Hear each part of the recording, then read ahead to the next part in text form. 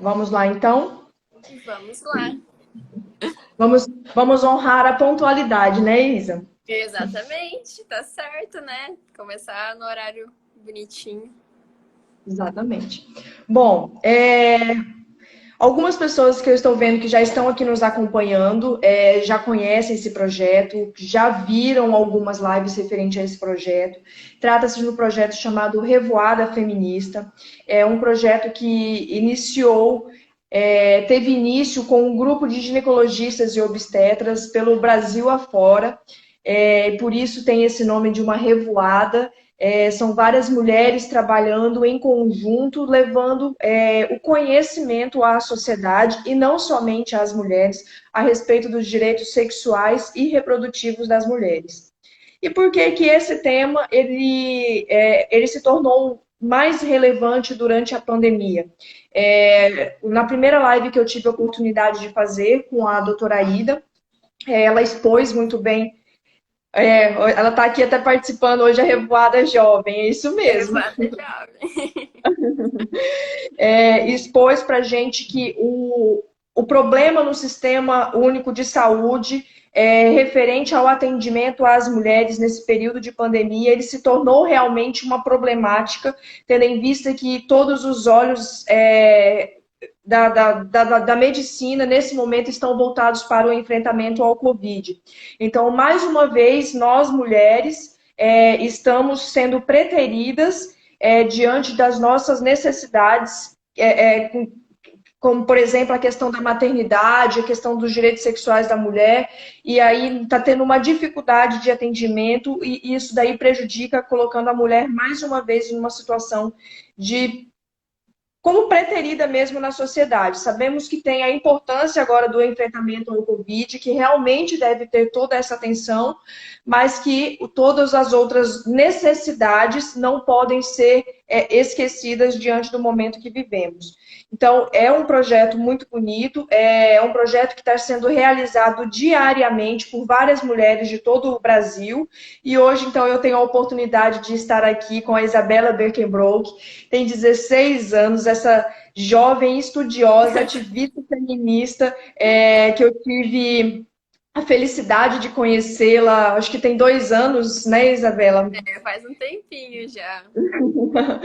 Tive a oportunidade de conhecer, filha do Dr. Leonardo Birkenbrock, que é um advogado trabalhista em Ariquemes, da Alana, pessoas queridíssimas que tive um imenso prazer de conhecer, e junto veio a filha, e que, para minha surpresa, na primeira conversa que nós tivemos, ela já mostrou o seu entusiasmo e interesse com o assunto direito das mulheres. E aí, quando eu fazia a minha live com a Mara, que acabou de entrar aqui, tá participando com a gente, ela me disse que ia participar. E aí a Isabela, ela se manifestou que tinha também o interesse em fazer. Então, assim, para mim isso foi honroso, Isabela, porque quando nós vemos esse tipo de assunto sendo discutido por pessoas mais jovens, isso mostra uma mudança de comportamento na sociedade, e é uma mudança que ela tem tido esse efeito justamente por conta do grande trabalho como é o da Revoada Feminista. São trabalhos, sou fã das duas, eu que sou sua fã. É um trabalho que vem sendo feito como o da Revoada Feminista, assim como tem outros a nível mundial, e isso faz com que pessoas mais jovens já tenham essa mudança, e é o que nós buscamos, uma mudança para as próximas gerações. Então, hoje, quando eu publiquei, várias pessoas sempre comentam: nossa, mas vocês só falam sobre isso. Mais uma vez, uma live com o assunto de direitos das mulheres, feminista. Vocês não cansam de falar a respeito disso. Inclusive, eu vi que a Mara fez um post excelente alguns dias atrás também, falando a importância de tratarmos diariamente sobre essa questão. Mais de 130 mulheres são mortas por dia por seus cônjuges, companheiros, namorados, ex-maridos, ex-namorados, simplesmente pelo fato de serem mulheres ou deles não admitirem o término de uma relação ou de não admitirem, ou de exigirem que as suas mulheres tenham um comportamento conforme os padrões que eles acham que são os corretos para nós mulheres. Além Então, do assim, mais, como você falou, que como a gente está em tempo de pandemia, houve um aumento da violência doméstica nesse tempo de quarentena. Então, é muito importante a gente estar abordando esse assunto e ele não pode ser esquecido, né? Porque a partir do momento que a gente não alcançou a equidade de certo, o verdadeiro significado de equidade, aí o assunto não pode acabar. exatamente. E a estatística para isso, para que nós alcancemos essa equidade, essa igualdade, para que nós possamos ver isso materializado, é bastante triste, porque nós temos uma estimativa de aproximadamente 200 anos para que, se tiver implantação de políticas públicas, para que nós possamos falar em igualdade de gênero no nosso país. Mas, feita essa abertura, essa abordagem inicial, Isabela, eu gostaria que você também falasse um pouquinho mais de você e a gente entrasse, então, num assunto que, ainda dentro dos direitos sexuais e reprodutivos da mulher, você, em razão de alguns estudos que tem feito, nós vamos entrar um pouquinho mais, nos aprofundarmos um pouquinho mais nos crimes que têm sido praticados, crimes sexuais praticados contra as mulheres. Então, está com a palavra. Então, meu nome é Isabela, assim como todos já sabem.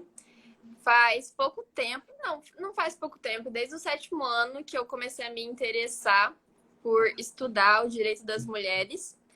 E, por incrível que pareça, no 7º ano eu já tinha feito uma palestra na minha sala. Eu pedi autorização da minha professora de português, que era a professora que era conselheira da nossa sala.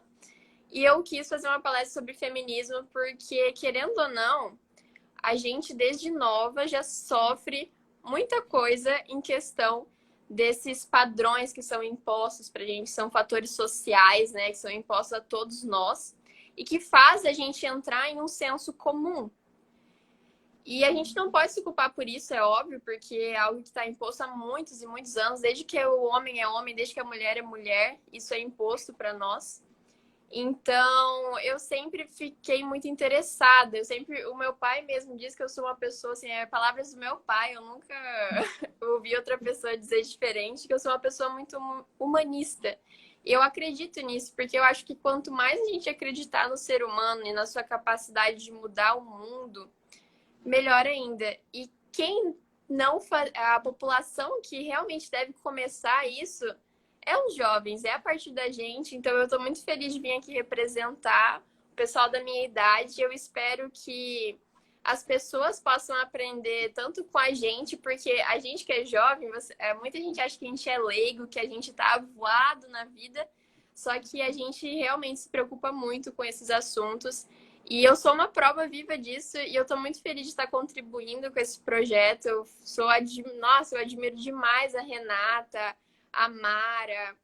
Eu, assim, desde que eu conheci elas, eu falei, nossa, que bom que tem advogadas que se preocupam com isso. Eu sempre fiquei muito feliz de estar nesse meio e ver que pessoas estão mudando o pensamento. Muitas pessoas que eu conheço mudaram os pensamentos delas enquanto eu tentava conversar. E eu acho que, antes de começar, de fato, o assunto que a gente quer começar, eu queria dar um recado, não só para as pessoas que são jovens, mas também para as pessoas que são mais velhas, que eu acho que isso serve para todos os públicos.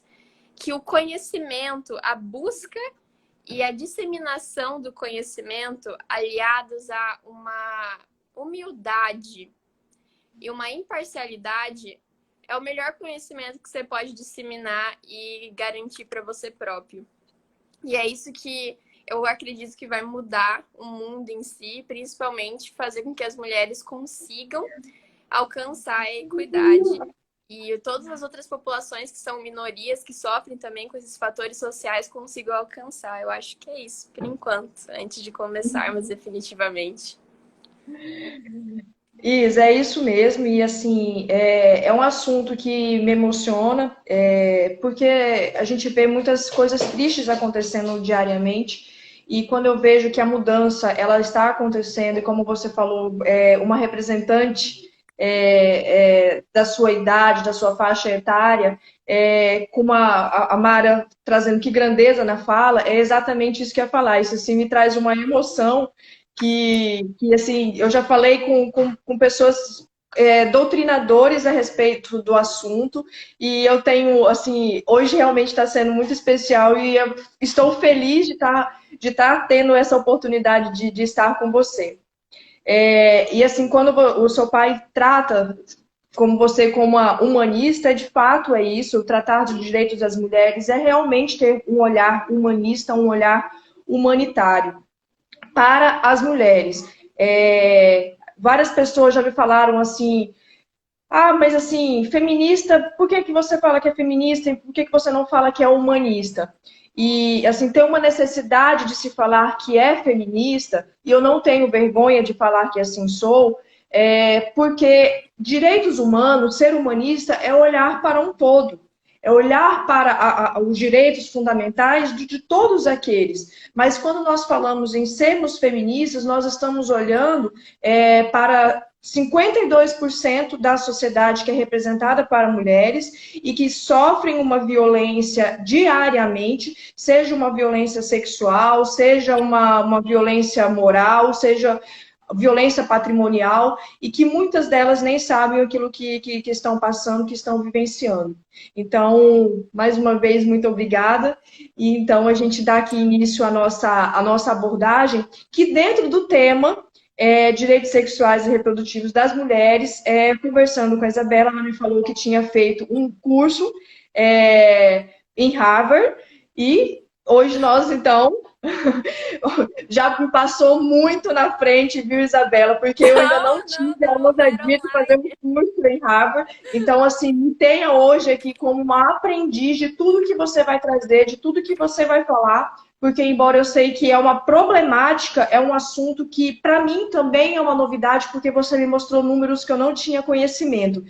Então, daremos início aqui para tratar dentro dessa temática do tráfico de pessoas voltado para o tráfico de mulheres que são exploradas sexualmente, né? Exatamente. Esse é o assunto que a gente veio tratar hoje. Eu acho um assunto muito importante de ser tratado, porque por mais que a gente vê muito, a gente tenha conhecimento, eu acho que isso é um problema hoje em dia na nossa sociedade. A gente tem muito acesso a conhecimento, mas pouco saber de como usar esse conhecimento.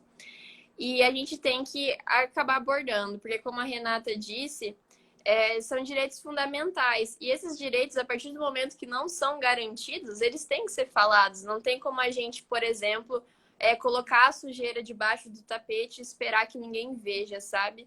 Eu acho que esse é o ponto que a gente tem que mostrar mesmo. Então, o que a gente veio falar hoje é sobre o tráfico sexual. E o tráfico sexual, por incrível que pareça, tráfico humano em si, hoje em dia nós temos entre 21 a 32 milhões de escravos no mundo. Esses escravos é o que a gente chama de escravos porque o tráfico sexual é uma escravidão contemporânea. E 22% desse tráfico humano ele é usado para atos sexuais. E 70% das vítimas de tráfico humano são mulheres. 70% são mulheres. Não querendo, assim, acobertar os homens que são assolados também por esse tráfico, mas a gente está querendo falar de um número que, querendo ou não, se sobressai. E 49% dessas mulheres são adultas, 23% são menores de idade, só que tem um lá dentro. Desses 23%, eles estão crescendo, que são menores de idade, porque tem um certo fator que eu já vou abordar que ele impulsiona isso, que é a indústria pornográfica, que é algo que alimenta diariamente o tráfico sexual sem a gente nem imaginar, sem a gente nem perceber. E uma coisa que eu até falei para a Renata antes é que a gente não tem ideia dos malefícios que isso causa para as pessoas que estão consumindo a pornografia e para as pessoas que estão inseridas dentro da pornografia. Desse número que eu apresentei para vocês, que são 70% das vítimas de tráfico humano, metade delas já foram submetidas à pornografia.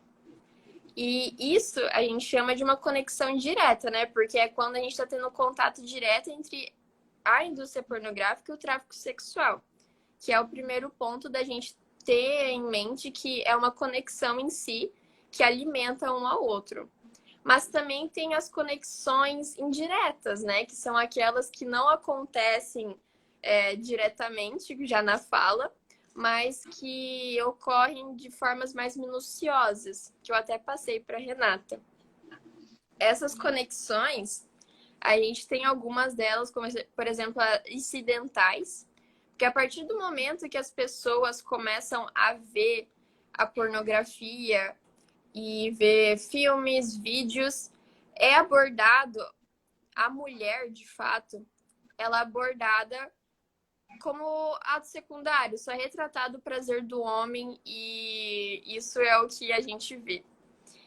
Então, esses conexões incidentais é quando a pessoa, o telespectador, ele acaba perdendo essa compaixão pelas pessoas que estão sendo submetidas ali no vídeo, porque a gente mal sabe, mas muitas dessas vítimas podem ser, sim, vítimas de tráfico sexual também, podem ser podem ser escravas sexuais, e a gente não sabe, porque é óbvio que eles nunca vão publicar um vídeo ou um filme em que a mulher pede socorro no meio do vídeo. É óbvio que isso nunca vai acontecer. E eu até estava falando disso com meu pai, que na maioria das vezes a gente culpa a atriz que tá ali no meio. A gente fala, não, mas é consentimento dela, ela quis, ela tá ali porque ela quer. E isso, assim, querendo ou não, é um consentimento, mas tá mais ligado para uma coerção, entende? Por causa das iscas que são jogadas a elas hoje em dia. Mas a gente também não culpa o produtor, o cara que é assessor, o cara que tá filmando, o outro ator que tá ali com ela, que é o que menos sofre danos dentro dessa indústria. Então a gente tem que rever os nossos conceitos do que a gente. De muita coisa em que a mulher está inserida hoje em dia. E só para terminar de falar das conexões, também tem a conexão de oferta e de demanda, que é quanto mais as pessoas consomem vídeos pornográficos, mais elas querem atuar dentro da indústria. Isso é um problema porque elas não têm noção das consequências. Não é mostrado, como aqui a gente está falando, as consequências que tem nessa indústria. E muitas são as consequências, como, por exemplo, a transmissão de DSTs, que já entra numa parte dos direitos reprodutivos da mulher, os abusos sexuais que são cometidos, os procedimentos dolorosos em que as mulheres são submetidas. E por incrível que pareça, esses procedimentos dolorosos e que são mais, vamos dizer, violentos, são os que mais elas recebem. Então, elas recebem mais dinheiro por esses procedimentos em que elas sofrem mais, porque é o que quem está consumindo mais procura, entende? Tem uma pergunta. Chegou uma caixinha pra gente. Chegou aqui. A tabunização da sexualidade e a falta de diálogo saudável sobre o assunto contribui ao problema? Sim, contribui, com certeza. Exatamente aqui no formato que a gente está fazendo, a gente está quebrando um tabu, porque em qualquer lugar que você chegar, se você for falar sobre pornografia, alguma coisa do tipo, as pessoas já vão entrar em um estado de não quero conversar sobre isso, vamos deixar para depois. Como também é um tabu conversar sobre menstruação, como conversar sobre meios contraceptivos. Então, muita coisa é tabu hoje em dia, e isso não só traz malefícios para as mulheres, mas também para os homens, porque é importante pontuar que o machismo ele não prejudica só a mulher, ele prejudica o homem também em muitos aspectos. Como eu estava falando dos malefícios da indústria pornográfica, que agora, inclusive, é meu amigo que mandou a pergunta. Obrigada, Jeter, pela pergunta. Eu fico feliz de estar participando. Como eu falei também, é apenas retratado o prazer do homem e há uma grande infantilização da mulher em questão, e aí que entra também essas partes dos tabus e dos padrões sociais. Porque o corpo da mulher, o corpo da atriz, é um corpo perfeito, vamos dizer, dentro da sociedade. E essa infantilização a gente diz em questão da depilação em si, do jeito que elas são retratadas também nesses filmes. Nos Estados Unidos, em sites, enfim, em sites de pornô, o que é mais pesquisado são teeny boopers, que são adolescentes. Então, o que eles mais procuram nesse site são ver atrizes se fazendo de adolescentes. O que, querendo ou não, potencializa a pedofilia, né, no caso. E para eu poder finalizar também as conexões, que eu já tô... Não se preocupa, não tenha pressa. Tá ótimo, eu tô aprendendo. Ai, que bom, que bom. É que eu fico assim, será que eu tô falando muito e tal? Não, tá perfeita, Isa. Pode continuar tranquilamente com o tempo. Obrigada. Qualquer coisa, a gente começa outra live. Que bom, beleza, tranquilo. Além disso, das conexões que eu estava falando, das conexões indiretas, que eu falei das incidentais, da oferta de demanda, eu também quero falar do manual de treinamento que eles falam. Que quando essas meninas que são pegas para tráfico sexual, parte delas são usadas para pornografia. Como eu falei, metade delas são submetidas à pornografia. E outra metade delas são escravas sexuais. E esse manual de treinamento seria que a pornografia ela é mostrada para essas meninas que estão sendo submetidas a esse tráfico sexual, a como elas devem fazer, a como elas devem entrar nesse meio, sabe? E querendo ou não, se você for pesquisar, se qualquer pessoa for pesquisar sobre a pornografia em questão e no olhar de sexólogos e tal, eles vão criticar arduamente, porque o sexo, ele não é retratado de uma forma correta dentro da indústria pornográfica. E isso, querendo ou não, também traz malefícios para quem está consumindo. A gente já falei aqui o tanto de malefícios que a pessoa que está consumindo pode adquirir para ela mesma. Então, são muitos, são assim, a gente nem consegue, eu vejo assim, o tanto de gente, tanto de mulheres, atrizes que depois que saem desse meio sofrem muito. E como eu mandei no esquema para Renata também, essas meninas que geralmente entram na indústria pornográfica, elas são contratadas por um assessor de talentos, elas têm entre 18 e 21 anos. E quando elas são contratadas, não é falado para elas que elas que elas são usadas nesses filmes, nesses vídeos, de 2 a 3 vezes. Se elas não ficarem famosas, eles descartam elas. E imagina como é complicado essa parte de você ser contratado, eles prometem tantas coisas, e é por isso que eu falo que é mais uma coerção do que um consentimento. Porque o que é mais usado para elas eu vou te tornar famosa, você vai ser uma grande atriz, você vai ganhar dinheiro fácil, você vai ganhar muito dinheiro. E de fato, elas ganham muito dinheiro. Mas eu vou fazer uma pequena comparação para vocês entenderem. Se grande parte dessas meninas são usadas de 2 a 3 vezes e elas recebem mais por vídeos em que elas são submetidas a procedimentos dolorosos e a procedimentos violentos, o quanto de estupro e assédio sexual que a gente tem dentro desses filmes e vídeos que a gente nem imagina. Casos subnotificados, né? Exatamente. Porque elas entram nessa indústria com uma ideia, e quando elas estão lá dentro, quando elas já abandonaram a casa delas, já abandonaram a família, já abandonaram os estudos, por esse 1 milhão de coisas que é prometido para elas, elas então estão vulneráveis a aceitar algo em que elas ganhem mais em pouco tempo. E tanto que nesse artigo que eu até te mandei, tem um instituto chamado Instituto Sinclair. E um filme, um vídeo, eu não lembro certo se foi um filme ou um vídeo, foi postado nesse instituto, mostrando um vídeo, e ele foi aclamado como um exemplo para o sexo e tal na indústria pornográfica.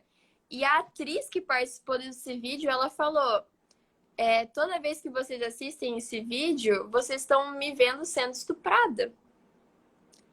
Então, por mais, assim, até a gente ver, a gente pode pensar, mas vamos acabar. A gente pode, assim, deixar de marginalizar a indústria pornográfica, a gente pode, assim, tentar consertar, vamos dizer. Mas se nem em um vídeo em que é considerado, assim, um exemplo, sabe, para a indústria pornográfica, deu certo e a menina foi submetida a um estupro, como que a gente pode fazer, sabe? E, assim, é revoltante, assim, eu não gosto muito de me estressar com esse tipo de assunto, de levar ao pé da letra, mas querendo ou não, você, por mais que você nunca tenha lido sobre o assunto, eu imagino que muita gente, por exemplo, agora na live, deve estar com um sentimento, pelo menos, de compaixão por essas mulheres, porque eu até li nesse artigo uma comparação em que ela fez, a escritora, ela fala o seguinte: na África Ocidental, em como a gente conhece a escravidão, assim, como de livros didáticos e tal, na África Ocidental, quando os traficantes queriam atrair quem eles queriam traficar para as praias, eles colocavam tecidos coloridos, colocavam objetos assim cintilantes que chamassem a atenção para atrair eles para a praia. E o que seriam esses objetos hoje em dia? O que seriam essas iscas hoje em dia? Seriam as frases que eu falei para Renata, que é: vou te fazer famosa, você vai ganhar dinheiro, você vai ser uma pessoa rica, você vai ganhar dinheiro em pouco tempo, você vai gostar do trabalho. Essas são as iscas. Por isso que a gente não pode arrebatar isso como consentimento. Porque consentimento é uma palavra muito escorregadia dentro da indústria pornográfica. Ela é muito mais voltada para uma coerção do que para um consentimento. E a gente nem imagina isso. Quando eu falo eu quero para alguma coisa, tem tanta coisa que pode estar por trás desse eu quero. Tantas coisas que podem me ter feito... tantas coisas me pressionaram a estar ali. Você sair de casa, você abandonar sua família, você abandonar seus estudos, assim, querendo assim, nossa, vou ganhar dinheiro fácil. Querendo ou não, como eu falei, essas meninas que são contratadas têm entre 18 e 21 anos. Elas são muito novas ainda. Então, a facilidade de manipulação para cima delas é muito alta. Uma imaturidade, né? Existe uma imaturidade ainda, é uma vulnerabilidade que faz com que acreditem. Possivelmente são pessoas de uma classe baixa que não tem condição nenhuma financeira, condição cultural, talvez até educação, e que são ludibriadas, né? Com essa fama, com esse dinheiro que viria, né? Exatamente. E como eu apresentei alguns dados para a Renata, desses 21 a 32 milhões de escravos que a gente fala que são os escravos da escravidão contemporânea, que é o tráfico humano, eles vêm a maior parte de populações vulneráveis, como, por exemplo, imigrantes, refugiados, empobrecidos e crianças. E, em grande parte, o traficante fala a língua dessas pessoas, dessas pessoas que estão sendo traficadas no país. Então, e também, em grande parte, devem também para esse traficante. Então, são pessoas vulneráveis, como eu te disse, são pessoas vulneráveis, querendo ou não. E tanto no tráfico sexual, que pode estar ligado à pornografia, que a mulher pode estar sendo usada para pornografia, quanto na indústria pornográfica mesmo. Entende? Temos pais orgulhosos acompanhando aqui, Isa. Eu até me distraí quando a minha mãe mandou. Não vai chorar agora, não. Porque, tipo, ela falou puxão de orelha na mamãe ao vivo. É porque teve um dia que a gente tava conversando sobre isso. E a minha mãe, assim, ela tava com uma opinião diferente. Ela falou, não, mãe, vamos, né, mudar um pouquinho de opinião.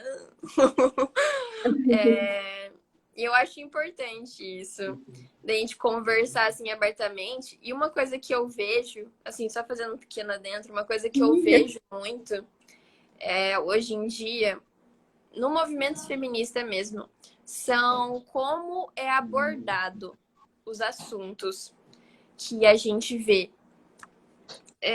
Eu acho que quando a gente não pode culpar nenhum homem e nenhuma mulher de ter um pensamento machista, porque eles estão presos em um senso comum.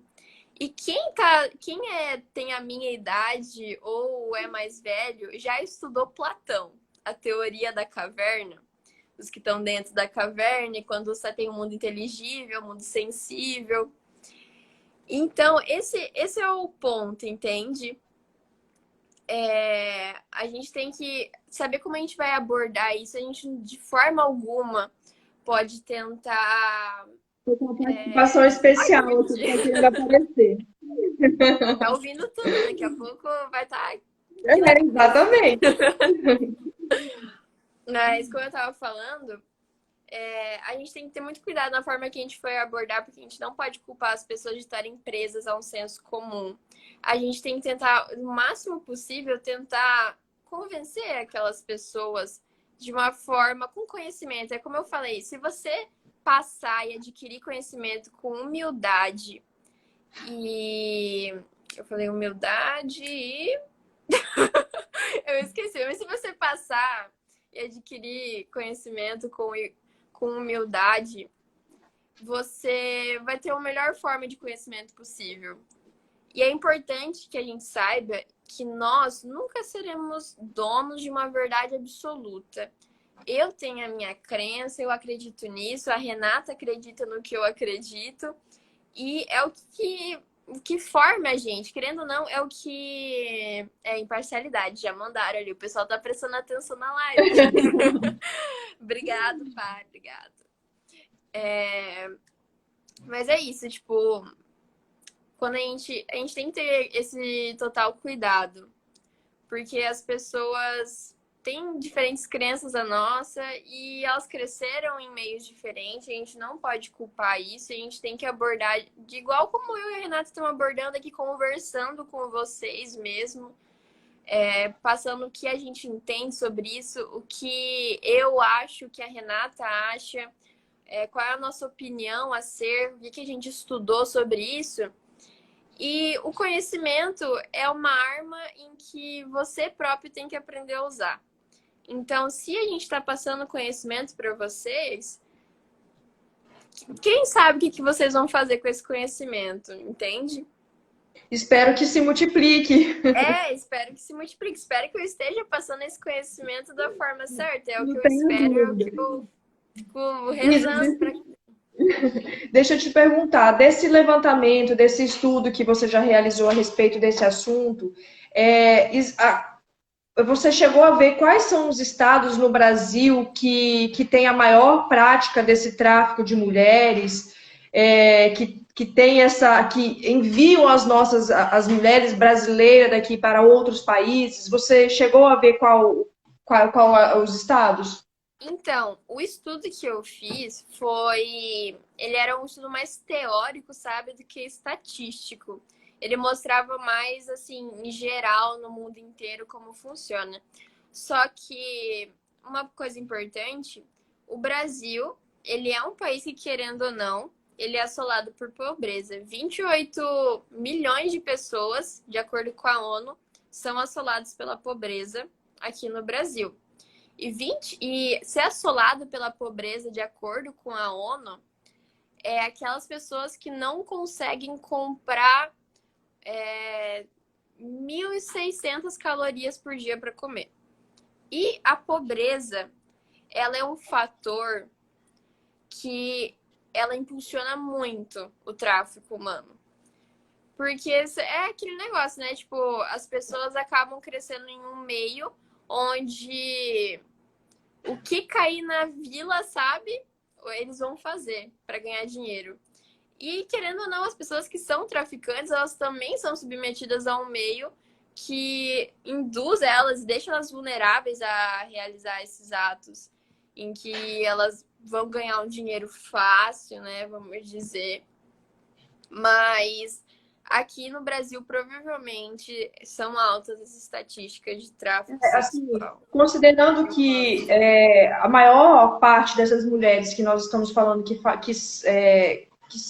fazem parte desse tráfico são mulheres pobres, consideradas até miseráveis. Temos alguns estados no Nordeste, por exemplo, que sabemos que tem um número muito grande, né? Eu sei que o estado de Roraima, salvo engano, Roraima e Acre são dos maiores estados que têm essa incidência de tráfico de mulheres. Mato Grosso do Sul também tem uma exploração sexual de um número elevado, assim, muito alto. Então, assim, tem alguns estados, não vou saber agora enumerar quais são, mas que acabam tendo uma incidência maior. Estados até que têm uma porta de entrada e de saída do Brasil mais fácil, mais aberta, né? Por Sim. exemplo, o Mato Grosso do Sul tem uma porta de entrada e de saída ali para o Paraguai. É verdade. Nós estamos falando aqui Roraima, Venezuela, Acre, temos uma porta aqui Bolívia, entre outras, muito fáceis também. E aí, eu sei que tem muita questão do tráfico, que tem a indústria pornográfica, e tem também uma questão que entra no turismo sexual também, né? Uhum. Tendo essa exploração também, né? Sim. E o tráfico sexual, assim, cada. Por exemplo, aqui no Brasil, a gente, igual a gente estava conversando antes, não se sabe muito leis que caibam a proteger as pessoas que estão sendo traficadas. Isso é um grande problema. Isso é um grande problema porque mostra que, imagina, um país como o nosso, que querendo ou não é assolado pela pobreza, é um país que está assim, tá em desenvolvimento, mas ainda assim existem grandes taxas de pobreza. Querendo ou não, a gente deveria estar se preocupando com isso, a gente deveria estar adquirindo o nosso sistema, como que eu posso falar, assim, judiciário e tal, o nosso sistema judiciário deveria estar trabalhando nessa questão, porque, como a gente disse, a partir do momento em que os direitos fundamentais não são garantidos para toda a população em si, de forma igual, já é um assunto que tem que ser abordado. E, assim, eu fico, assim, um pouco preocupada e eu espero que, pelo menos, eles mudem essa concepção. E eu mandei para você a lei de TVPA nos Estados Unidos, que é uma lei muito interessante. Eu gostei muito do formato dessa lei que foi colocada nos Estados Unidos. Que eu vou até ler aqui para eu não errar, que ela coloca que um ato sexual comercial é induzido pela força, fraude ou coerção. Vocês perceberam que eu abordei bastante a palavra coerção aqui. E isso é extremamente importante. Eu peguei um exemplo que foi citado que foi citado no artigo, que é do Corey Davis. O Corey Davis, ele era um cara que trabalhava num cafetão dos Estados Unidos e foi encontrado com ele um livro chamado, um livro não, é um livro mesmo, só que é mais um estilo carta, que é The Willie Lynch Letter. O que seria esse livro? Esse livro é um livro que ele mostra, e esse Willie Lynch, há muitos anos atrás, há 300, 1700, esse Willie Lynch, ele era um cara que ajudava a como adestrar os escravos. E os colonos que tinham dificuldade de adestrar esses escravos, eles iam até esse Willie Lynch e ele ensinava para eles como adestrar esses escravos, entende? Tanto que tem uma frase que ele fala, é tipo como se fosse lidar com um cavalo, sabe? Pra você ter noção, assim, do como é pesado o conteúdo que se trata desse livro. E ele trabalhava nesse cafetão e quando ele foi preso, foi encontrado esse livro junto a ele no carro mas muito dinheiro. E também ele usava uma camisa que falava: os espancamentos continuarão. E assim, a gente já vê uma abordagem diferente.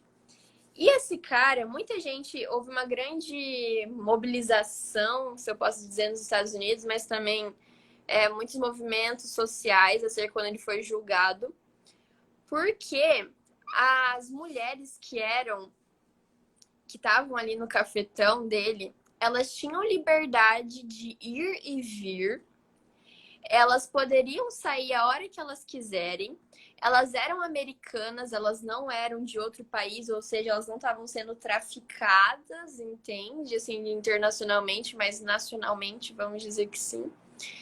Só que elas sofriam ameaças, elas sofriam pressão psicológica e elas sofriam violência. Então, houve assim um grande, por isso que essa lei, ela mudou muita coisa nos Estados Unidos, porque se fosse uma lei onde só falava, mas tráfico sexual quando a menina ela é menor de 18 anos e usa força, fraude e violência, ele já não poderia ser julgado como culpado. Porque o que ele usava não era uma arma física, mas uma arma psicológica, uma arma coercitiva. Que muitas vezes pode ser muito pior do que Muito uma arma. pior. Exatamente. Porque além do fato de, como eu falei também para você, a expectativa de vida de uma atriz pornô e tal é de 35 a 40 anos. E quando eu ouvi essa estatística, eu fiquei de cara, porque eu nunca ia imaginar isso. A expectativa de uma atriz, de uma atriz ou de um ator pornô é de 35 a 40 anos por causa dos transtornos psicológicos que a pessoa adquire. E essas meninas que são traficadas, imagina ainda mais. Além delas sofrerem com esses transtornos psicológicos que foram consequentes de uma coerção que elas sofreram, imagina o quão difícil é para elas, depois que elas saírem desse meio, estarem dentro do núcleo basilar, sabe? Da Não sociedade. consegue, considerando a sociedade que nós temos e vivemos, eu falo isso não só do Brasil, mas uma sociedade machista, mundialmente falando, essas mulheres, talvez elas não consigam nem ter uma inclusão na sociedade pelo julgamento, família, uma formação de família, tudo isso vai se tornar uma coisa muito mais difícil para todas essas mulheres, né? Enquanto o homem, ele, embora também possa sair com efeitos psicológicos, mas ainda sai como o garanhão, e enfim, com E todas até esses. ele pode sim ser mais fácil, não vou dizer que não é difícil, mas é mais fácil para ele voltar para a sociedade em si, entendeu? Ser incluído no núcleo basilar é muito mais fácil para ele do que para uma mulher. Eu acho esse ponto bem interessante, porque muitos caras eles falam, não, mas você tem que entender que também tem os homens, mas tem muitas outras coisas que acercam isso. Igual eu falei, quando a gente vê um filme, um vídeo pornográfico, a gente só culpa a mulher que tá ali. Ela que a gente adquire um monte de palavreados que eu não vou falar aqui na live, porque eu acho isso desrespeitoso. E que a gente coloca toda a culpa em cima dela, sendo que ela não tem culpa nenhuma, sabe? Ela foi submetida ao que ela achava que era um consentimento. Ela foi enganada por si própria, até mesmo, a gente pode dizer. Assim, até fazendo uma linha paralela, nós estamos falando de atrizes pornôs, mas aqui em Porto Velho mesmo eu conheço algumas meninas que saíram daqui com aproximadamente 15, 16 anos para serem modelos, modelos mesmo profissional, foram para outros estados, algumas foram para países. E dentro dessas, eu conheço pelo menos 3 que retornaram para Porto Velho, para Rondônia, porque assim, não aguentaram conviver com esse tipo de situação, porque disse que estavam sendo, como você repetiu algumas vezes aqui na nossa live, são coagidas, né? Estão tendo métodos coercitivos ali contra elas para que elas pudessem se submeter a esse tipo de situação também. Ou seja, nós estamos falando de um número, eu estou falando de um número aqui pequeno, que eu conheço, que faz parte da minha bolha, do meu convívio, que eu sei que voltou por causa disso. Quantas outras que, de repente, não acabam entrando no meio dessa situação e talvez não consiga nem sair. Também, ainda não falando também de atrizes, mas não pornôs, nos últimos anos, quantos relatos nós temos visto de mulheres em casos de atores famosos, atores americanos, idolatrados por muitas Sim, pessoas, teve um movimento que até. exatamente, que durante a gravação de cenas que envolvia cenas de sexo, que elas estavam sendo forçadas, machucadas, naquele ato que estava sendo realizado, que era para ser cenográfico, né? E recentemente aqui no Brasil, eu vi uma atriz da Malhação, ela relatando isso, que o diretor da novela, da Malhação, induziu que ela tinha uma cena para poder gravar e ela estava com dificuldade de gravar aquela cena. Ele sugeriu que ela, então, fumasse um cigarro de maconha com ela e aí para que ela relaxasse. Só que após ela fazer o uso, que ela acabou, ela menor de idade, acabou sendo sugestionada por ele, fizeram o uso em conjunto e após isso, o que acabou acontecendo? Ele acabou se aproveitando dela sexualmente. Né? Então, nem sempre só atrizes pornôs que foram vítimas do tráfico, mas temos outras que nem isso são e são vítimas de crimes sexuais igualmente. Isso é verdade. Você falando aí desse testemunho dessa menina, eu tenho aqui três que são bem pequenininhos, que eu até queria ler, que eu deixei separado aqui para ler, que fala também sobre essa parte da coerção, que eu acho que é o que mais causa dúvida nas pessoas, que é essa parte da coerção mesmo. Será que ela tá, assim, tem consentimento mesmo? Será que ela não tem culpa? E eu vou ler aqui algumas coisas que algumas atrizes falaram depois de terem saído dessa indústria pornográfica. Que foi a primeira, ela falou: eu estava sendo ameaçada. Se eu não fizesse a cena, seria processada por muito dinheiro. A segunda disse: eu disse para eles pararem, mas não pararam. Até eu comecei a chorar e arruinei a cena. E a terceira disse: ele me disse que eu tinha que fazer, e se não pudesse, ele me cobraria e perderia qualquer outro trabalho que eu tivesse, porque faria sua agência parecer ruim. Então a gente já pode ver, eu acho que nada melhor do que trazer a frase de quem passou por isso, a fala de quem passou por isso, para a gente entender de fato como funciona. Isso realmente me tocou, sabe? Eu fico assim de cara, assim, de ver que assim na sociedade que a gente tem hoje em dia, por mais que a gente tenha mudanças e tal, que a gente está mudando, que a gente está tentando sair de todos esses tabus que a gente tem, é muito complicado você ver mulheres sendo submetidas a esse tipo de coisa. Eu fico assim extremamente preocupada e assustada com isso. E assim, não é só você que está assustada, não, viu, Isa? Nós estamos recebendo vários comentários aqui das pessoas que estão nos acompanhando e que, assim, todas essas informações que você está trazendo, que para mim são novas, e eu acredito que para a grande maioria aqui também. Então, assim, todos nós ficamos chocados com tudo isso, e é uma triste realidade mesmo. É, e assim, precisamos falar abertamente. A questão do tabu realmente ela prejudica faz com que tenha uma continuidade disso, porque parece que ninguém tem coragem de gritar, as pessoas não têm coragem de falar. Mulheres que estão vivendo nesse meio, elas ficam numa situação de vulnerabilidade, porque são ameaçadas, né? Tanto, com certeza, criminosamente. Então, sabemos que é até difícil, muitas talvez queiram sair e não conseguem. Chegou até um comentário da Alice, aqui agora. A Alice também é uma advogada, é uma feminista, e acabou de comentar. Recentemente, uma bailarina narrou algo parecido com o diretor de uma companhia de dança muito famosa. E muitas pessoas julgaram muito a história dela. O que é mais fácil é julgar e culpabilizar a mulher por tudo aquilo que acontece com ela, do que tentar entender a questão tentar reprimir o ato que foi praticado pelo agressor, né?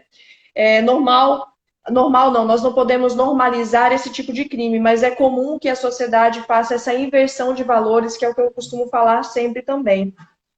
Sim. É uma amiga minha que ela comentou, são coisas que estão debaixo do nosso nariz e a gente muitas vezes nem percebe, isso é verdade. Muitas vezes a gente não percebe. Tanto que mostra aqui nesse artigo, eu vou sempre usar esse artigo, porque esse artigo é perfeito e eu vou até deixar o nome do artigo e do documentário que eu usei para estar aqui falando, que foi o que mais, assim, abriu minha mente, fez que eu adquirisse conhecimento. Que eu vou pedir para irem me avisando do horário, que eu tô sem relógio aqui. Aqui já são 7h52, a gente tem 8 minutinhos ainda. Então mas vamos. acho que dá para eu falar rapidão desse... Tem uma história nos Estados Unidos que aconteceu em Nova Jersey, e foi escrita no The New York Times, que é bem rapidinho, eu vou ler aqui, e para ter essa concepção, essa brecha que minha amiga deu, que é coisas que são bem debaixo do nosso nariz e a gente nem percebe. Em uma dica, a polícia de Plainfield invadiu uma casa em fevereiro de 2002, esperando encontrar estrangeiros ilegais trabalhando em um bordel subterrâneo. O que a polícia encontrou foram 4 meninas, entre 14 e 17 anos. Todas eram mexicanas sem documentação. Mas elas não eram prostitutas, elas eram escravas sexuais. A distinção é importante. As garotas não estavam trabalhando e recebendo dinheiro. Elas eram cativas para os traficantes e guardiões que controlavam todos os seus movimentos. A polícia encontrou um equivalente a um navio de escravos do século XIX, com banheiros rançosos e sem porta, colchões nus e pútridos e um estoque de penicilina, pílulas do dia seguinte e misoprasol. Um medicamento anti-ulceroso que pode induzir o aborto. As meninas estavam pálidas, exaustas e desnutridas. E isso foi em um bairro que para eles era considerado um bairro assim calmo, um bairro assim onde todos viviam, um bairro familiar, um bairro onde todo mundo saía na rua de boa, um bairro seguro. E foram que encontraram em uma casa nesse bairro que aparentemente parecia ser que só guardava coisas boas dentro dele.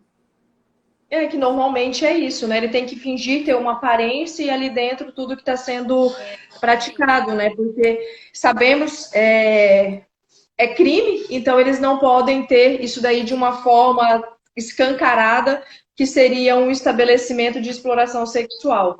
Chegou aqui uma mensagem, Fórum Popular de Mulheres. Como o corpo feminino sempre foi visto como objeto e propriedade do prazer e do poder, a violência sexual contra mulheres e meninas sempre é tratado com um julgamento preconceituoso e machista.